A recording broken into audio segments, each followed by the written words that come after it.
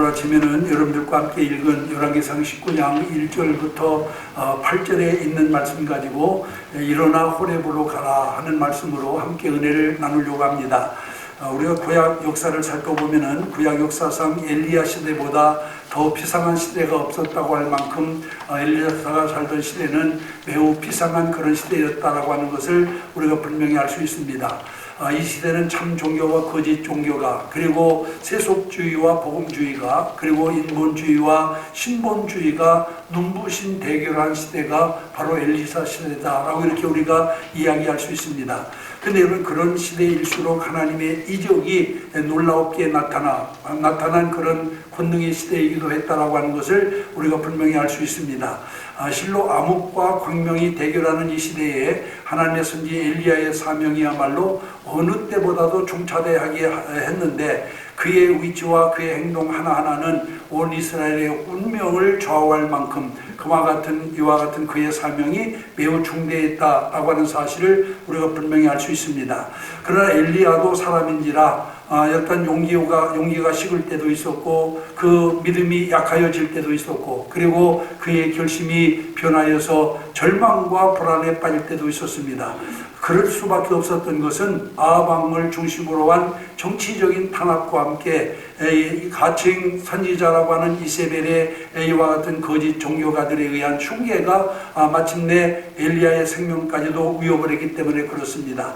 그렇다고 해서 하나님이 엘리야를 버렸느냐? 그렇지가 않습니다. 여러분, 위기의 순간순간을 하나님은 권능으로 엘리야와 동행하여 그에게 힘을 주었음을 우리가 분명히 알 수 있습니다.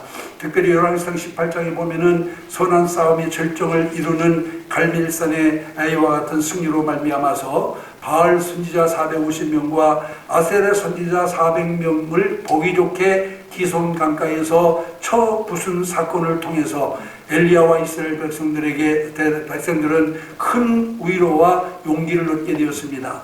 근데 여러분, 얼마 가지 못해서 이 용기와 위로는 실망과 슬픔으로 바뀌어지게 되었어요.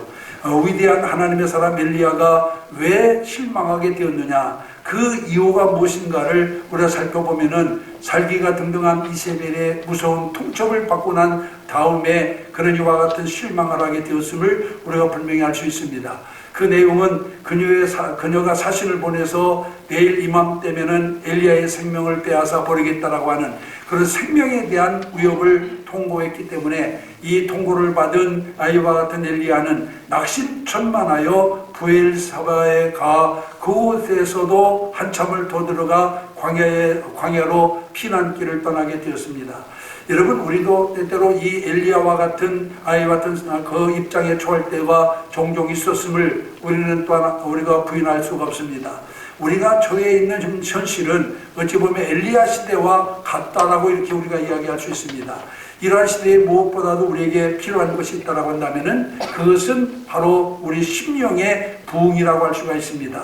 약한 자가 강하여지고 실망자가 소망을 얻고, 그리고 쓰러진 자가 다시 일어나는 이와 같은 심령 부흥이 무엇보다도 시급하게 우리에게 필요하다라고 하는 사실을 우리가 기억을 해야 됩니다.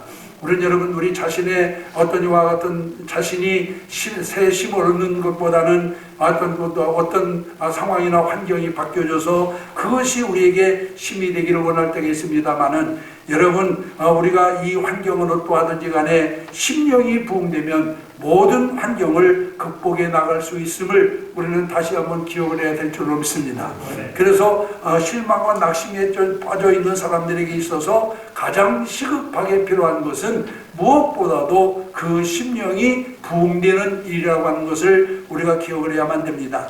여러분, 부흥이라고 하는 말은 소생한다, 혹은 부활한다, 회복한다, 혹은 재기한다 라고 하는 이런 여러 가지 뜻을 가지고 있습니다. 여러분, 침체되었던 것들이, 그리고 쇠단했던 과거가, 그리고 새로운 전기를 맞아 다시 일어나고 복구된다라고 하는 것이 여러분 부흥이라고 하는 말씀 속에 담겨진 의미라고 하는 사실을 우리가 기억을 해야 됩니다. 그렇기 때문에 부흥이 없는 개인이나 부흥이 없는 가정, 부흥이 없는 교회는 장래가 없고 발전이 없기에 마련입니다. 그리고 여러분, 결국에 가서는 소멸되거나 쇠퇴할 수밖에 없다라고 하는 사실을 우리가 기억을 해야만 됩니다. 여러분, 사람은 누구나 넘어지기 마련입니다.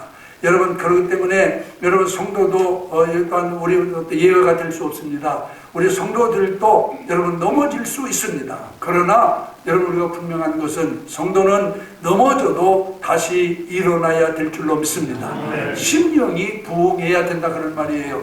그래서 여러분, 성경에 보면은 의인은 7번 넘어질지라도 다시 일어난다라고 이와 같이 말씀하고 있는 것을 볼 수가 있어요. 성도 여러분, 어떠한 절망적인 상황 속에서도 거기에 우리가 빠져 있지 아니하고 그곳에서도 다시 일어날 수 있는 용기를 가져야만 될 줄로 믿습니다.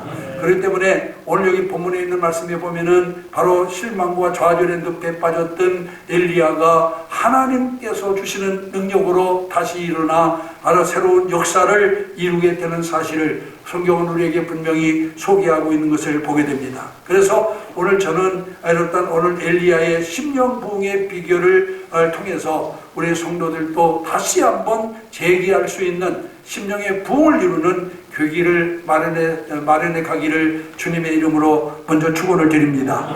그럼 여러분, 우리가 이 어떤 사람이 일어나야 되느냐, 오늘 본문을 통해서 살펴보면은 첫째로 도망하는 자가 일어나야 된다라고 말씀하고 있습니다. 오늘 본문 3절에 보면은 저가 이 형편을 보고 일어나 도망하여 라고 이렇게 기록하고 있는 것을 보게 됩니다. 엘리야는 몸으로는 일어났습니다마는 마음으로는 낙심되어 도망하고 있었습니다. 다시 말하면은 몸은 일어났으나 마음은 쓰러져 있었다라고 하는 것을 우리가 분명히 알 수 있습니다. 여러분, 여기서 도망간다라고 하는 것은 쫓긴다라고 하는 것이고, 또 이 쫓긴다라고 하는 것은 용기를 잃은 상태를 의미하는 것입니다. 도망간다라고 하는 것은 하나님과 멀어진 상태로서 마귀의 시험에 든 자임을 우리가 기억을 해야만 됩니다.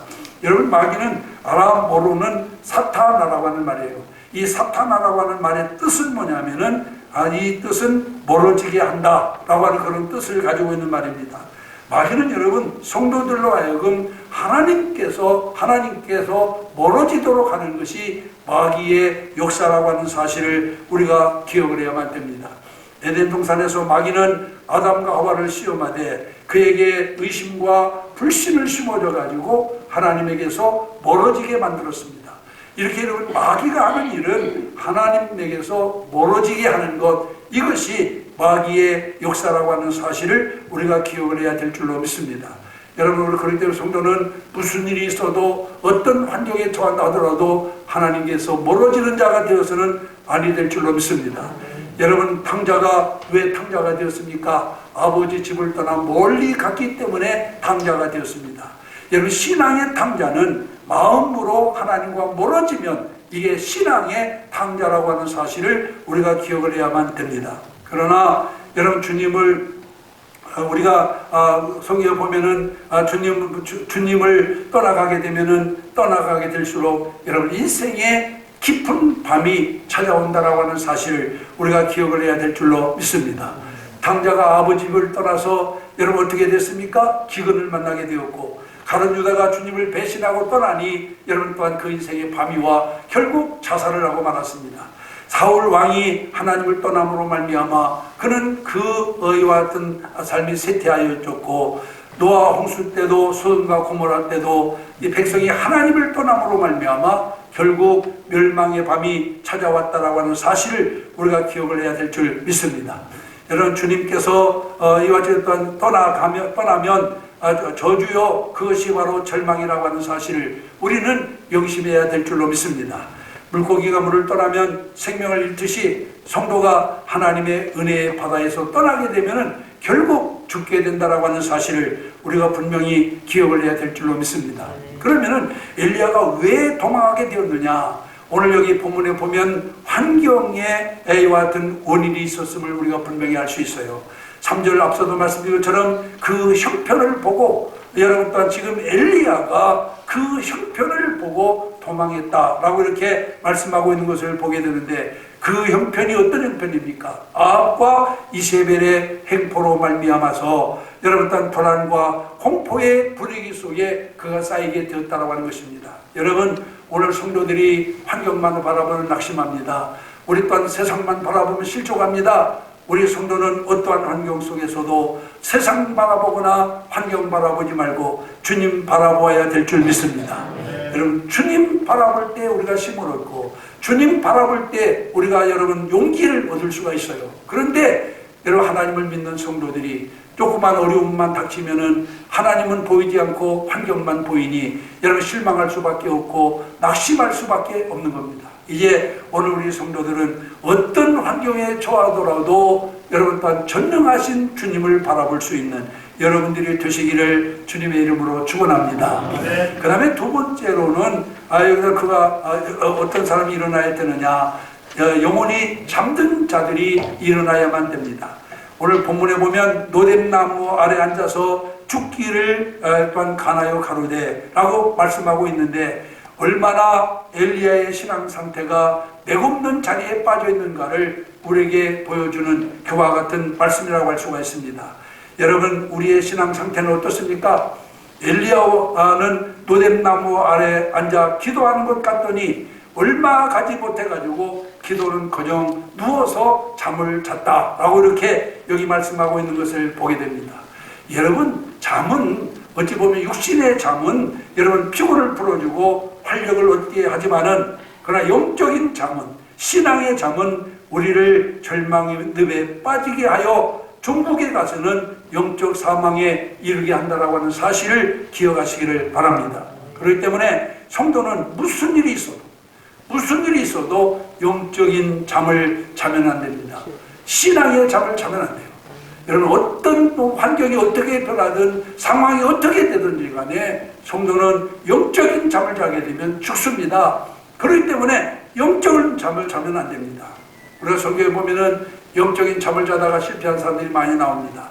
요나도 잠을 자다가 결국에는 어떤 큰 물고기 밥이 되어버렸고, 또 사도 바울의 설교를 듣던 청년 유도고는 말씀을 듣다가 잠을 자다가 삼층루에서 떨어져 죽었고, 또 예수님의 제자 가운데 베드로와 요한과 야고보는 여러분 깨어서 기도해야 될 때 기도하지 않고 잠을 자다가 결국 결정적인 순간에 주님을 완전 부인해버렸고, 또 여러분 다윗도 잠자고 난 다음에 범죄했으며 삼손도 들의 무릎을 베고 잠들었다가 결국에는 하나님의 주신 능력을 빼앗겨버리고 말았습니다. 여러분, 이들은 모두가 다 잠자다 실패한 사람들입니다. 그렇기 때문에 우리 성도들은 육신의 잠은 자서 활력을 얻을지언정 영적인 잠을 자는 자가 되어서는 아니 될 줄로 믿습니다. 무슨 일이 있어도 영적인 잠을 자면 안 돼요. 때때로 우리는 시험에 들었다라고 하는 말을 쉽게 얘기하는데, 여러분, 시험에 들었다라고 하는 말은 영적인 잠을 잔다라고 하는 말이에요. 여러분, 또한 쉽게 할 말이 아닙니다. 여러분, 우리 성도는 무슨 일이 있어도 여러분 또한 이런 영적인 잠에 빠지는 자가 되어서는 안 될 줄로 믿습니다. 다윗은 여러분 또한 우리가 성경 시편 13편 3절에 보니까 자기가 지난날 잠자다가 실패한 것을 되돌아보면서 이렇게 고백을 하고 있습니다. 두렵건대 내가 사망의 잠을 잘까 하오니 나의 눈을 밝히소서 라고 이렇게 하나님께 기도하고 있는 것을 보게 되고, 사도 바울도 로마서 13장 11절에 지금은 자다가도 깰 때라고 그렇게 말씀하고 있는 것을 보게 됩니다. 사랑하는 성도 여러분, 우리는 영적인 잠을 자면 안 됩니다.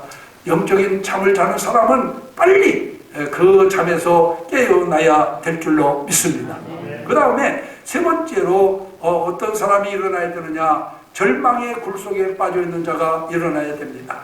엘리야는 천사가 먹여주는 한 병의 물과 떡을 먹고 난 다음에 거기서 힘을 얻어 달려 호렙산 굴 속에 깊이 들어갔습니다. 그리고 그 속에서 다시 절망 상태에 빠지고 맙니다. 여러분, 캄캄한 굴 속에서 장래의 희망을 잃어버리고, 그리고 또한 암담한 상태로 그냥 쓰러져 버리고 말았어요. 여러분, 실망의 굴, 암흑의 굴 속에 그가 빠지게 되고 만 겁니다. 여러분들도 절망에 빠져 있지 않습니까? 의심의 굴, 아니면 또한 정욕의 굴, 향락의 굴, 낙심의 굴, 이런 이와 같은 굴 속에 빠져 있다라고 한다면은 속히 그곳에서 일어나야 될 줄로 믿습니다. 이런 굴 속에 빠져 있는 사람들은 천국에 대한 소망을 가지지 못하게 돼요. 그렇기 때문에 여러분, 실족할 수밖에 없어요. 절망할 수밖에 없습니다. 우리는 이와 같은 상태에서 빨리 일어나야 될 줄로 믿습니다. 그래서 여러분 도망가는 사람, 그리고 또한 잠자고 있는 사람, 절망의 굴 속에 빠져 있는 사람은 빨리 일어나야 된다라고 이와 같이 여기 말씀하고 있는 것을 보게 됩니다. 그러면은 이런 이와 같은 가운데서 우리가 일어나기 위해서는 어떻게 해야 되느냐? 오늘 여기 성경에 있는 말씀 가운데 보면 두 가지를 우리에게 같이 말씀하고 있습니다. 첫째는 세미한 음성을 들어야 된다라고 말씀하고 있어요. 엘리야가 다시 일어나게 된 동기가 무엇입니까? 그것은 자기가 어떤 결심에서 그리고 결단을 하고 결단하였기 때문에 일어난 것이 아닙니다. 오늘 여기 성경에 있는 말씀에 보면은 위에서 들려오는 세미한 음성을 들었기 때문이다 라고 성경은 우리에게 말씀하고 있습니다. 그러므로 우리들의 심령이 부흥되고 새 힘을 얻으려면은 여러분 이 주님의 음성을 듣는 성도가 되어야 될 줄로 믿습니다. 여러분 이것이 개인 심령을 부흥하게 하고 가정을 부흥시키며 교회를 부흥시키는 원동력이라고 하는 사실을 기억하시기를 바랍니다. 그러면 세미한 소리는 어떤 소리입니까? 여기서 이 세미하다라고 하는 말은 영어 성경에는 그렇게 기록하고 있어요. 고요한 작은 소리로 그렇게 기록하고 있습니다만은 그러나 원문은 다릅니다. 원문의 뜻은 많이 달라요. 원문에 보면 콜 드마 다카라고 하는 말입니다. 이 콜 드마 다카라고 하는 말은 무슨 뜻이냐? 마음을 충동하고 또한 마음을 움직이며 마음을 부수는 소리. 이게 여러분 콜 드마 다카라고 하는 말입니다. 여기 엘리야가 들은 세미한 소리예요. 이 세미한 소리는 단지 고요하고 작은 소리가 아닙니다. 우리 심령을 부수고 우리 마음을 감동시키며 우리 마음을 움직이는 강력한 소리라고 하는 사실을 기억하시기를 바랍니다. 아멘. 여러분 그러므로 세미한 소리는 귀에는 들릴까 말까 하는 작은 소리지만은 듣는 자의 마음 곧 양심을 움직이며 악한 생각을 부서뜨리는 강한 능력의 소리라고 하는 것을 기억하시기를 바랍니다. 여러분 육신의 귀에 약하게 들리지만은 영의 귀에는 강한 소리요 영혼을 새롭게 하는 산 능력의 소리임을 우리가 기억을 해야 될 줄 믿습니다. 그러면 이 세미한 소리가 구체적으로 무엇입니까? 이 세미한 소리는 살아계신 하나님의 말씀임을 기억하시기를 바랍니다. 여러분 오늘 또 우리는 살아계신 하나님의 말씀을 들어야 돼요.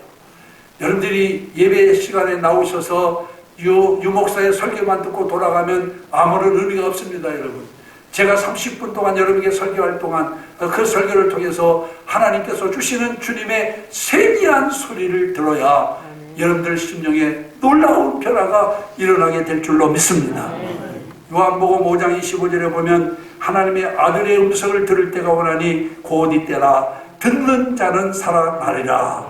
여러분 살아계신 주님의 음성 곧 살아계신 주님의 말씀의 소리를 듣는 자가 여러분 또한 그 영이 살게 된다라고 말씀하고 있습니다. 바빙크라고 하는 학자는 그런 말을 했어요. 하나님의 말씀은 창조하며 보존하며 심판하며 죽이며 살리며 회복하며 새롭게 하며 언제든지 헛되이 돌아가지 않는다. 이것이 사람의 말과 다르다. 그것은 기록한 형태로든지 인쇄된 형태든지 혹은 읽음으로든지 들음으로든지 다 그러하다. 할렐루야. 여러분 하나님의 음성을 듣는 사람 어떤 모습으로든지 이 바빙크가 말한 대로 인쇄된 책을 통해서든지 기록한 말씀을 통해서든지 읽든지 듣든지 간에 세미한 주님의 음성을 듣는 사는 살아나리라. 할렐루야. 오늘 또 코로나19로 인해서 많은 여러분도 힘드시죠. 여러분 또한 많은 마음의 부담을 가지고 주님 앞에 나온 사람이 오늘 이 시간에 세미한 주님의 음성을 듣는다면 여러분에게 큰 용기가 생길 줄 믿습니다. 하나님의 큰 역사가 일어날 줄로 믿습니다. 히브리서 4장 12절에 보니까 하나님의 말씀은 살았고 운동력이 있고 저의 날선 어떤 검보다도 예리하여 혼과 영과 및 골수를 찔러 쪼개기까지 한다라고 그렇게 말씀하고 있습니다. 여러분 하나님의 말씀은 살아서 영적인 치료와 정신적인 치료와 육적인 치료를 해 주심으로 말미암아 우리가 힘을 얻게 된다라고 말씀하고 있는 것을 볼 수가 있어요. 여러분, 코로나19가 발병한 지 벌써 1년이 넘었습니다. 1년 동안 우리는 여러분 정말 많은 것을 잃어버렸어요. 정말 엄청난 우리의 삶의 변화가 왔습니다. 그래서 여러분, 이 코로나19로 인한 피로감이 쌓여가지고 많은 사람들이 육체의 질병을 호소한다고 해요. 불면증을 호소하고, 또 아니면 우울증을 호소하고, 아니면 또 심장에 병이 생기고, 온 육체에 병이 생겨서 재산을 잃고 뭐 경제적으로 어려운 것도 문제지만은 육신적으로 많은 사람들이 병들어 가고 있습니다. 그러나 우리 성도들은 하나님의 세미한 음성을 들을 때 영적으로 치료받고 육신적으로 치료받고 정신적으로도 치료받게 되는 걸 믿으시기 바랍니다. 그래서 오늘 우리 성도들은 무엇보다도 여러분 또한 이와 같이 하나님의 세미한 음성을 들어야 된다 그 말이에요. 시편 19편 7절로 8절에 있는 말씀에도 보면은 여호와의 말씀은 영혼을 소생케 하며 우둔한 자를 지혜롭게 하며 마음을 기쁘게 하고 우리의 눈을 밝게 한다라고 그렇게 말씀하고 있는 것을 보게 됩니다. 여러분, 주님의 음성을 들어야 돼요. 그래야 변화가 일어나고 하나님의 역사가 일어나게 되어질 줄로 믿습니다.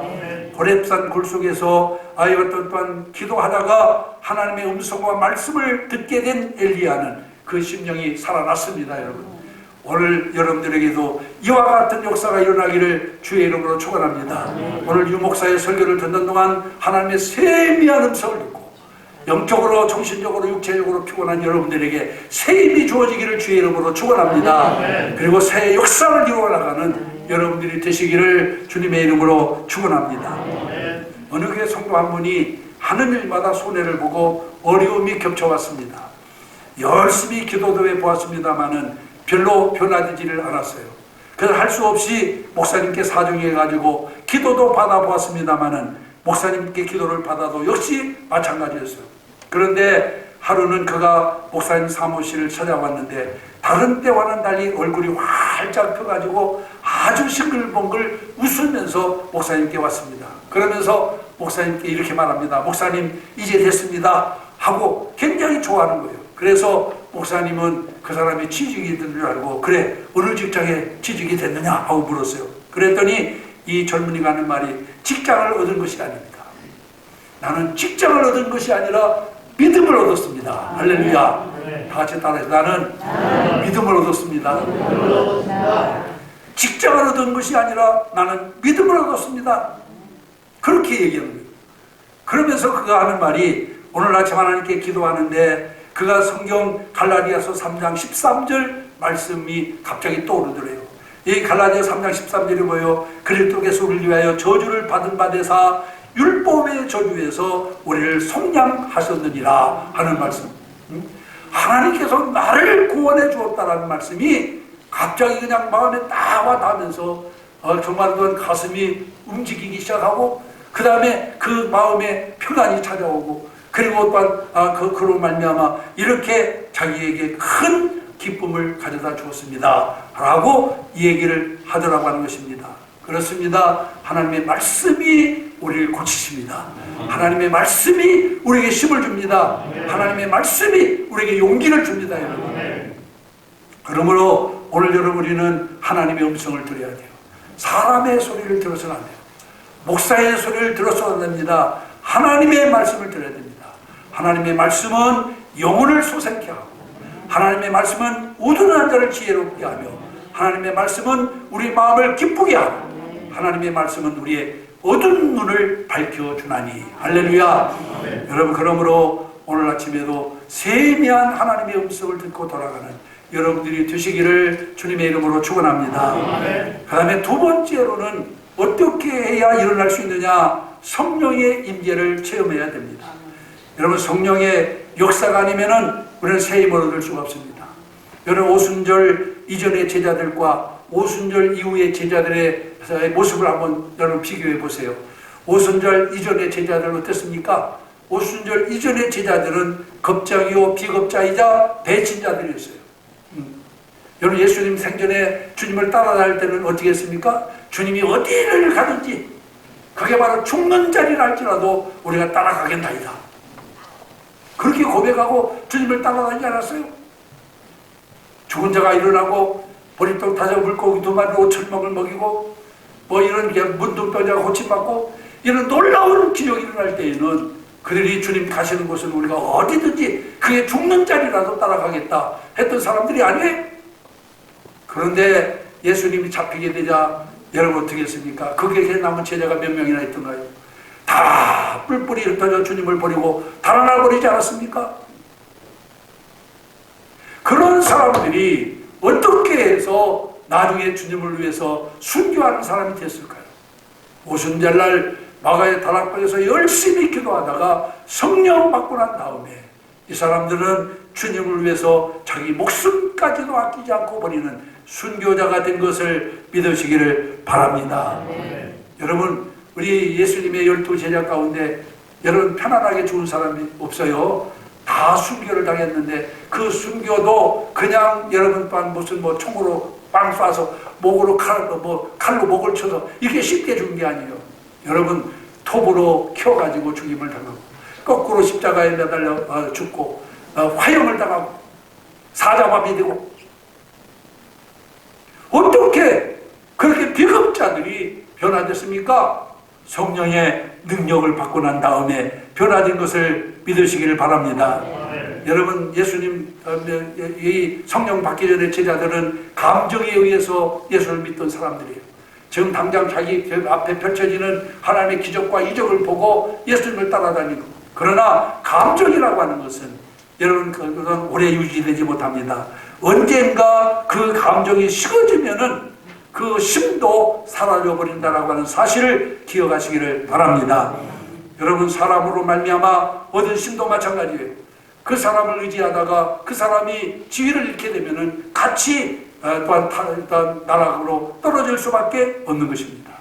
오직 살아계신 하나님의 성령으로 말미암아 얻은 심은 강한 역사를 일으키고 반드시 여러분들을 승리자로 만드실 줄로 믿습니다. 성령의 능력은 어떤 특정한 사람에게만 주어진 것이 아닙니다. 목사님 나는 아무리 기도해도 성령 못 받아요 하고 이렇게 얘기하는 분이 있을지 몰라요. 여러분 성령은 어떤 특정한 사람에게만 부어주는 게 아니에요. 성경을 뭐라고 말합니까? 마지막 때는 남종과 여종들에게 성령을 물 붓듯 부어주마 약속하고 있어요. 물 붓듯 부어주는 성령 받지 못하면 여러분 이건 어리석은 사람이죠. 사도행 2장에 봐도 120명의 제자들이 다락방에 모여 기도할 때 거기 모인 120명 모두가 다 한 사람도 빠짐없이 성령 충만 받은 것을 믿으시기를 바랍니다. 이렇게 성령 충만 받은 제자들에 의해서 인류 역사의 방향이 바뀌어졌어요. 또 사회가 변화됐습니다. 문명의 방향이 바뀌어졌습니다. 여러분 오늘 우리들도 그 힘을 받아 승리하는 자가 되어야 될 줄 믿습니다. 120명으로 말미암아 이 120명이 성령 받자 인류 역사의 방향이 바뀌고 그리고 사회가 변화되고 문명의 방향이 바뀌는 놀라운 역사가 일어났어요. 이렇게 성령의 역사는 위대합니다. 여러분 지금도 마찬가지. 여러분들이 성령 충만 받으면 인생이 달라집니다. 우리의 삶이 바뀌어져요. 그러므로 성령 충만함 받는 자가 되어야 될 줄로 믿습니다. 하나님의 임재를 경험해야 돼요. 우리가 예배 시간에도 하나님의 임재를 느끼고 가야 돼요. 가슴이 뜨거워져야 돼요. 말씀을 들을 때 심령이 뜨거워야 됩니다. 엠마오로 내려가는 두 제자가 예수의 말씀을 들을 때 가슴이 뜨거워진 것처럼 말씀을 들을 때 여러분들 심령이 뜨거워져야 됩니다. 감동하고 감화가 있어야 됩니다. 여러분. 그럴 때 역사가 일어나는 거예요. 그 역사가 실제적인 힘으로 나타나게 되는 겁니다. 그런데 우리는 그런 역사를 경험하지 못하잖아요. 하나님의 임재가 없기 때문에 그래요. 이제는 말씀을 통해서 여러분들에게 하나님의 임재가 나타나기를 주의 이름으로 축원합니다. 그렇게 하기 위해서는 어떻게 됩니까? 세미한 음성을 누가 듣습니까? 성령의 역사는 누가 경험합니까, 여러분? 오늘 여기 성경의 말씀 가운데 보면은 기도하는 자가, 할렐루야, 기도하는 자가, 지금 엘리야가 천사가 준 떡과 물을 먹고 난 다음에 열심히 달려 호렙까지 갔습니다. 그리고 그 호렙에서 기도할 때 세미한 음성이 들려오고 성령의 강력한 역사가 그에게 임하게 된 것을 믿으시기를 바랍니다.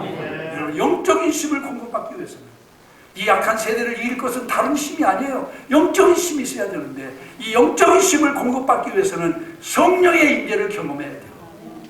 그래야 우리가 새로운 역사를 이루게 된다고 하는 것을 믿으시기를 바랍니다. 오늘 2부 예배에 참여하신 사랑하는 성도 여러분, 오늘 우리가 살고 있는 시대는 엘리야 시대와 흡사합니다. 이 시대는 하나님을 대적하는 무서운 시대입니다.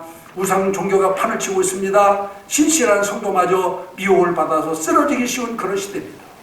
이게 엘리야 시대가 그렇지 않았어요? 그런데 엘리야 시대만 그런 게 아니에요. 지금 우리가 살고 있는, 저와 여러분이 살고 있는 이 시대도 똑같습니다, 여러분. 이 시대도 하나님을 대적합니다. 우상 종교들이, 거짓 종교가 판을 치고 있습니다. 신실한 성도들도 미혹당해 가지고 쓰러집니다. 이런 시대에 무엇보다도 우리에게 필요한 것이 뭐예요? 세미한 음성을 들어야 됩니다. 성령의 임재를 체험해야 됩니다. 그래야 우리에게 살 길이 있어요. 이 세상을 이길 수 있는 담대한 믿음이 생깁니다. 사랑하는 성도 여러분, 이제 우리가 신앙을 그저 형식적으로 마지못해 가지는 사람이 되지 마시고, 신앙이라는 것은 늘 말씀드리잖아요. 신앙이 뭐예요, 여러분? 신앙은 내 삶을 움직여 나가는 실제적인 힘이에요. 이 힘을 우리 모든 성도들이 다 경험하기를 주의 이름으로 축원합니다. 그래서 여러분, 우리가 잃었던 이 모든 것들을 다시 회복하고 다시 여러분들 심령에 부흥이 일어서 하나님의 큰 역사를 이루면서 하시는 여러분들이 되시기를 주의 이름으로 축원합니다. 기도하겠습니다. 이 시간 잠시 동안만 함께 기도합니다. 하나님, 그렇습니다. 내 영혼이 지금 엘리야와 같이 정말 어떤 우리가 도망하고 있습니다. 또 잠들어 있습니다. 절망의 굴속에 빠져 있습니다. 하나님, 나에게 힘을 주셔서 일어나게 하옵소서. 세미한 음성을 듣게 하시고 성령의 임재를 경험하게 하셔서 이 아이와 같은 절망에서 다시 일어나 하나님의 능력을 회복할 수 있도록 은혜 내려달라고 이 시간 나같이 우리 합심해서 통성으로 잠시 동안 함께 기도하겠습니다. 살아계신 아버지 하나님, 주님의 교환